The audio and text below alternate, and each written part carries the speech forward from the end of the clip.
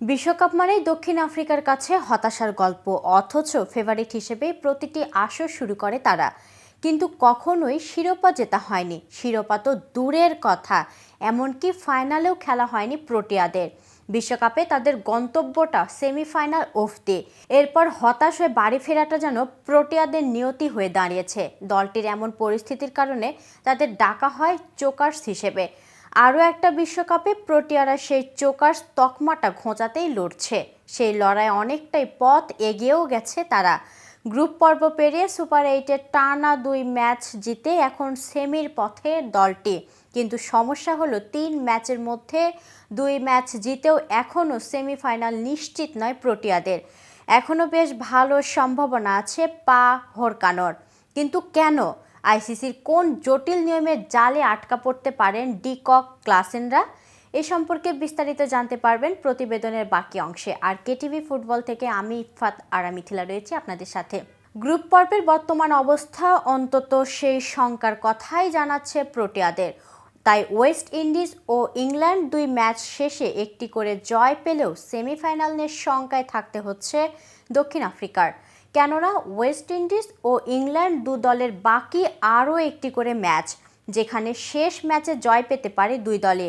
আর সেটি হলে তখন দক্ষিণ আফ্রিকার সমান 2টি করে জয় হয়ে যাবে ওয়েস্ট ইন্ডিজ ও ইংল্যান্ডের। তখন বিবেচনায় আনা হবে নেট রান রেট, আর সেই হিসেব কষতে বসলেই কপাল পুড়তে পারে প্রোটিয়াদের। দক্ষিণ আফ্রিকার শেষ ম্যাচ ওয়েস্ট ইন্ডিজের বিপক্ষে, যেই ম্যাচটি হবে আগামী 24 জুন। অন্যদিকে তার আগে রোববার রাত 8:30টায় যুক্তরাষ্ট্রের বিপক্ষে নিজেদের শেষ ম্যাচে মাঠে নামবে ইংল্যান্ড, যেখানে নিশ্চিতভাবে বড় ব্যবধানে জিততে চাইবে তারা। নেট রান রেট বাড়িয়ে থাকতে চাইবে নিরাপদ অবস্থানে, যেটা আজ করেছে ওয়েস্ট ইন্ডিজ। তখন বেকায়দায় পড়ে যাবে দক্ষিণ আফ্রিকা।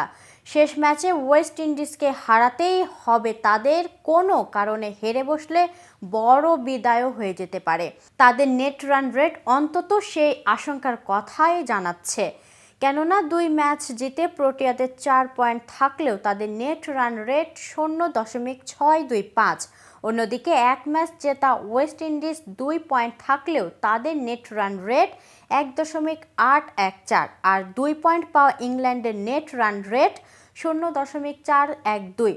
অর্থাৎ নেট রান রেটে ওয়েস্ট ইন্ডিজের চেয়ে পিছিয়ে ও ইংল্যান্ডের চেয়ে সামান্য এগিয়ে আছে প্রোটিয়ারা, যা শেষ ম্যাচে মাঠে নামার আগে খানিকটা চাপেই রাখছে প্রোটিয়াদের, জাগিয়ে তুলছে আরও একটি বিদায়ের শঙ্কাও। তো ভিউয়ার্স, আজকের ভিডিওটি সম্পর্কে আপনাদের কোনো মতামত থাকলে কমেন্ট করে জানাতে পারেন। আর ভিডিওটি ভালো লাগলে লাইক শেয়ার করতে ভুলবেন না।